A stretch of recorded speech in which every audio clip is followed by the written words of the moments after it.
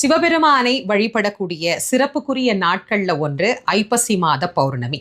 சிவபெருமானுக்கு எத்தனையோ அபிஷேகங்கள் செய்து நாம வழிபாடு பண்றோம். அவர் ஒரு அபிஷேக பிரியனும் கூட. ஆனா வருடத்திற்கு ஒரு முறை மட்டும்தான் அவருக்கு இந்த அன்னாபிஷேகம் அப்படிங்கிறது நடைபெறுகிறது.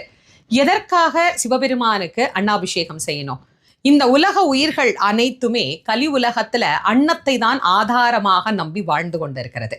எல்லா ஜீவராசிகளும் பசிப்பினி இல்லாம இருக்கணும் அப்படின்னா எல்லா ஜீவராசிகளும் யாருக்குள்ள ஒடுக்குமோ அவருக்கு இந்த அன்னத்தை நைவேத்தியம் செய்வது தானே சரியாக இருக்கும்.